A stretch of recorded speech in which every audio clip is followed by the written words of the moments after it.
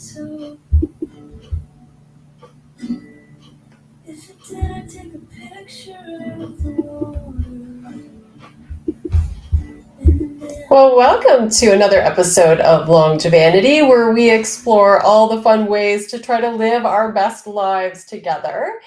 And I'm Dr. Amber Bochnick. I'm a physician with a clinical focus in longevity medicine and wellness.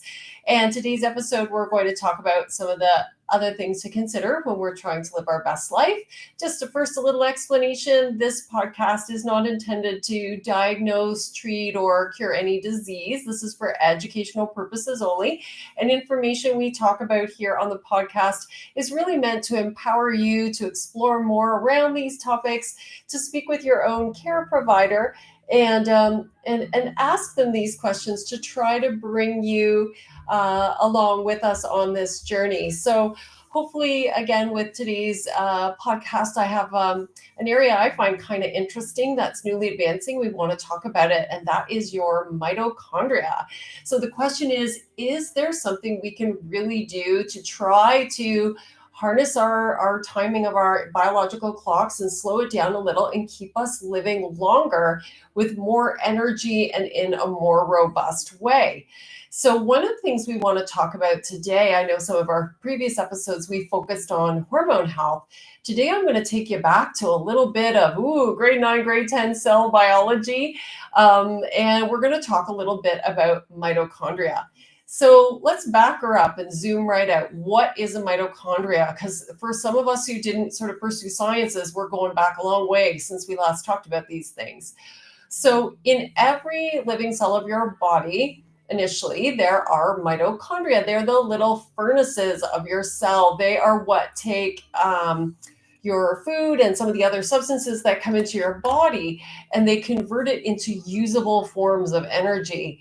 For those of you who want to kind of nerd out and love biochemistry and biophysics, and I know there's a few of you out there, this ties back into like Krebs cycle and the lactic acid cycle and all those different things. So there's a real foundation here in biochemistry. So mitochondria basically take the nutrients that you bring into your body, and this is where they go to be processed to produce usable cellular energy. And that's what powers all of our day-to-day activities. Mitochondria, interestingly, come from your mom. So when we are developing egg and sperm just really contains genetic material, but a lot of your little cellular components came from the ova or the egg from your mom. So mom has given you these mitochondria, and then of course they divide and divide and divide as your cells have been dividing over the years as you've been developing. So the mitochondria are responsible for energy. Now, mitochondria get beat up quite a bit just with the regular living and aging process. There's a lot of chemical reactions that are happening there. And in the process of having these little chemical reactions, things called oxygen-free radicals and nitrogen-free radicals are being created. So you may have heard the terms before, but basically, oxygen and nitrogen can sometimes have a little extra electron with them, and the electrons can kind of ping pong around to other cells and cause damage. So antioxidants are actually substances that scavenge up and clean up these little electrons so that they don't create a lot of damage. But left on their own, they injure the structures in the tissue around them. It's kind of the same process that happens in rusting. When metals rust, again, there's free radical damage, and this is what rust comes from. So basically, living creatures kind of rust too. So antioxidants and an abundance of antioxidants in your diet helps give your body the tools it needs to clean up and mop up these substances that get created in the natural day-to-day living. So the production of these little free radicals is not abnormal. It's if we don't have enough to deal with them correctly, that's where some of the problems happen. So mitochondria are important. And mitochondria are important for a number of different things that happen in our body. So energy production, for example. Sometimes we have other conditions, I'm not even thinking of just straightforward aging, but there are other health problems where mitochondrial function is implicated in some of the roles, certainly with fatigue or diseases where the fatigue is a prominent feature. So mitochondria need things to work. So again, for those of you who did take science a little further, if you did do a little biochemistry, if you still blow the dust off those textbooks, assuming you're of my vintage and you still have hardcover textbooks, maybe even wrapped in newspaper or old paper bags, pull one of those out and open it up to the Krebs cycle. And in the Krebs cycle, you'll see all these different cofactors. What are these cofactors? Well, they're vitamins. So the B vitamins, B complex vitamins, are highly utilized throughout the process of creating energy, amongst a many number of other things. So I don't know if any of you who have ever been out there have heard, oh, when you're under stress, make sure you take a B complex vitamin. Well, that's one reason why when you're under stress, you really churn through them, and it's good to have them on board. So B complex vitamins are a host of different vitamins. A lot of them are numbered, but they have other names as well. Common ones we use in these processes are B1, B2, B3, B6, and B12. B12 might be the one you've heard of the most. B12 has a litany of function. So they're all important, and they participate in some of these little reactions in the mitochondria. The other vitamin that's really important is CoQ10. So this again is where anti-aging meets sort of dermatology and skincare. You may have seen CoQ10 as a supplement that is added to skin creams and other. Well, now I'm not talking about the type you put on your skin, but I'm talking about CoQ10, the oral supplement that some people take. CoQ10 is also very utilized in the mitochondria. So if you're making a little list there of vitamins you may want to speak to your physician with or your care provider, I would put B complex vitamins on that list. I'd also put CoQ10 on that list as another important cofactor to discuss because they all work together in the Krebs cycle. Magnesium also should end up on your list too for discussion to see if you're a candidate for it. Magnesium, out of the mineral side of things, is one of the most frequent minerals to be deficient in. So it's one of the most common things that we needed, and we need magnesium for all kinds of different things. And there are different kinds of magnesium out there, just to complicate it. Some of them are more absorbable, some of them are less. Different side effect profiles for the magnesium. So again, this would be something I would recommend that you chat with your primary care provider a little bit about. Make sure you get the right magnesium for you. But magnesium is also essential as far as mitochondrial function and, again, overall health. It's a good thing. One of the hot topics for those of you who follow some of the longevity bloggers is urolithin A. It is one of the substances that we get and process as a supplement. You can take it, it's derived from foods in your diet. Pomegranate tends to be particularly rich in it. Walnuts and some berries, there's a couple of different things, but again, it's something that's a supplement. When you take it, it's not in the form that you directly want to use. Your bacteria in your gut actually process it, and it's the metabolites of the digestion with your gut bacteria that we actually utilize in our body, which brings together a very interesting talk point, again, to digress for a moment from mitochondria. But your gut health is also really important. So we have about as many little bacteria in our body as we have cells of our own. So we're like a hybrid between bacteria and cells. I know that's a little gross, but those little cooties, they do a lot of good work for us. So they make a lot of our cofactors. They're very heavily involved in the production of our neurotransmitters, actually, particularly serotonin. About 90% of it is made and processed in the gut, and about 50% of our dopamine. So you want to take care of those. So again, maybe a good probiotic might be something to parlay with your primary care doctor about, or your nurse practitioner, and as well, good fiber for them, because a healthy gut biome helps you make your neurotransmitters and process things like urolithin A into substances that we like. Urolithin A is interesting. It's not as directly used in the Krebs cycle or those other parts, but it's really involved in mitochondrial health. So mitochondria sometimes poop out, they kind of break down, they need to be removed from the body and replaced and fixed up. So the metabolites of urolithin A sometimes can be very helpful with that. Now, not everybody, it's not a magic bullet, urolithin A. not everybody can process it very well. So it's helpful in some and not in others. And again, with supplements, always you have to be a little careful because they're not drugs. They're not regulated the same way. So they don't have the same standardization of product. So you really need to know what company you're dealing with to know that you're getting a quality product that's actually in there that's stated on the label. And the way to do that is really to source out supplement companies that do third-party testing.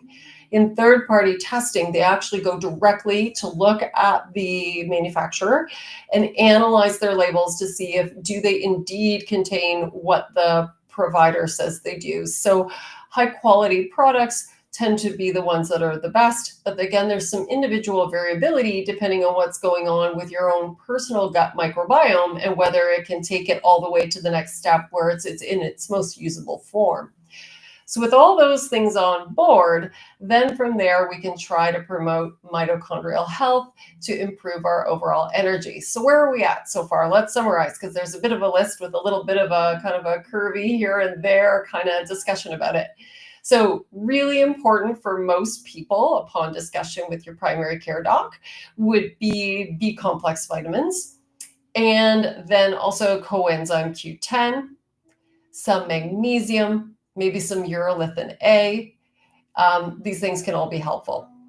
Another thing to consider in all of this is your body's ability to process some of these things. So we've talked a little bit about urolithin A in regards to gut microbiome, but another area for discussion would actually be the B vitamins and folate. So there are some interesting genetic combinations out there. They're called little SNPs, or little pieces of the genetic code that vary from person to person in how well we process some of these things, including B vitamins. So sometimes people take in the right amount of B vitamins, but if they don't come in a form that their body can utilize, and this is impacted by their genetic coding, then sometimes they don't work the way we would expect them to, and they don't respond to them the way we would expect them to.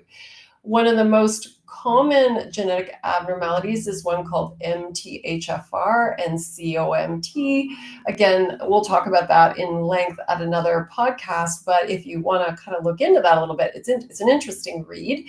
But these folks have a difficult time putting little methyl groups, little add-on groups onto the B vitamins, and without those methyl groups and the inability to do it internally, they don't process them or utilize them very well.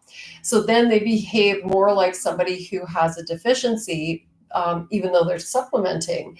So again, it's a little quirky thing that can sometimes play a role in all of this. So again, complicated little picture. But once we get it all worked out, then we're away to the races. But let's talk about some simple things we can do. So for mitochondrial health, there's nothing like lifestyle. And lifestyle does make an important component of all of these anti-aging things. You can't just take supplements and not focus attention on lifestyle and expect to have the best possible outcome. So really, fundamentally, this still stems back to some lifestyle things. So what can you do for yourself?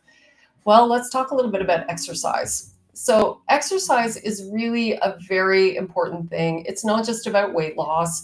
Exercise serves many, many roles. It's like the adage, use it or lose it. And so as we all continue to do this walk of life, it becomes increasingly important that we continue to exercise. So for different people, that means different things. And the key takeaway I would want you to take from this is, one, exercise is very important and you need to find what works for you. And equally important is the second half of that sentence. You need to find what works for you, and you need to start where you're at.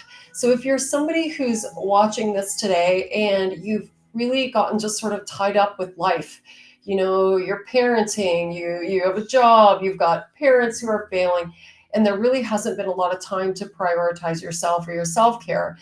You know, one of the first things, at least for me, that goes, I can tell whether I'm in balance or not by two things: whether I'm getting to the gym regularly, and I like music as a sort of a stress reduction tool and to help refocus my mind and kind of get myself out of my little mental ticker tape.